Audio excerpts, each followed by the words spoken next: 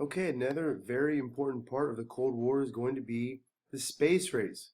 And so here's a quick 4.5 minute video on the space race.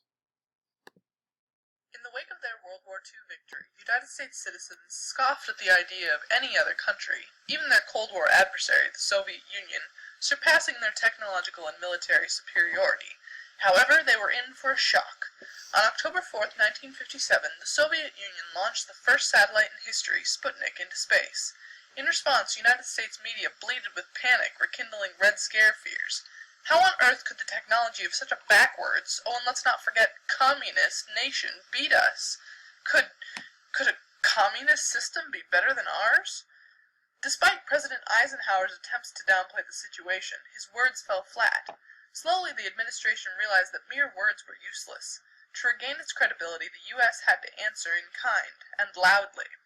According to Walter McDougall's 1985 article, Sputnik, the Space Race, and the Cold War, the National Security Council advised the administration to pursue projects, quote, which, while having scientific or military value, are designed to achieve a favorable worldwide psychological impact. The U.S. had to compete in the space race. This race was itself propaganda, designed to reaffirm American superiority in the technological, military, and ideological fields to both the nation's citizens and to the rest of the world. Cold War victory depended largely on success in outer space. After JFK's inauguration in January 1961, the space race began in earnest. Americans eagerly followed the training of 7 handsome, charismatic men for Project Mercury, the nation's first manned spaceflight program. The U.S. was finally about to be on the scoreboard, but the USSR remained one step ahead. In April of that year, Soviet Yuri Gagarin became the first man in space. The U.S. and astronaut Alan Shepard were only 3 weeks behind, but the psychological damage was done. As Congressman Overton Brooks lamented, "We don't want to find the hammer and sickle flag standing up on one of the peaks of the moon. We want it to be the Star-Spangled Banner." Kennedy understood propagandistic prestige better than his predecessor, Eisenhower. As Captain John Shaw observed in the March 1999 issue of the Air and Space Power Journal, the space race provided a measuring stick with which the world could judge the two principal superpowers.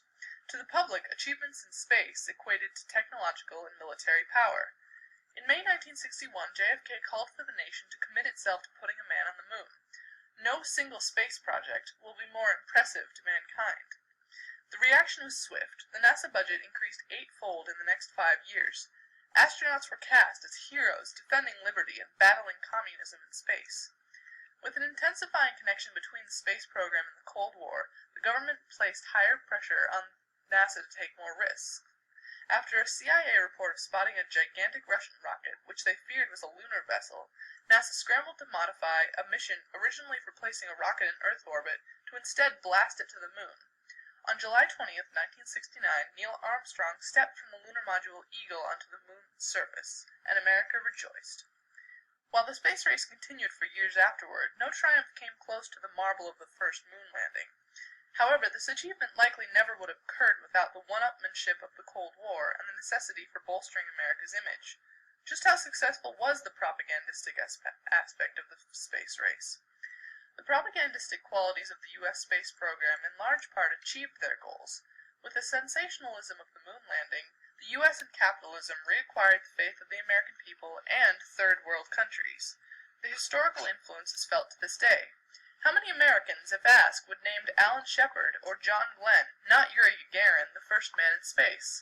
Sally Ride, not Valentina Tereshkova, the first woman? How about which country landed spacecraft on the moon first? Hint, it wasn't us. However, the prevailing idea, even today, is that, hey, if America landed on the moon, we can do anything. On the other end of the spectrum, the USSR, after struggling for years, eventually sputtered and died, losing the Cold War. A war of ideology, propaganda, arms buildup, and not least, prestige, the last one due in large part to space power. It seems likely that if the U.S. hadn't chosen to engage in the space race, the tide may have turned in the Soviets' favor. The space race was propaganda, but it helped galvanize an entire nation into accomplishing one of the most incredible events in history. Okay, and so there was the space race, which was a competition to who could do more in space. It was like the video said, a competition in prestige, who was a better society, the Americans or the Soviets.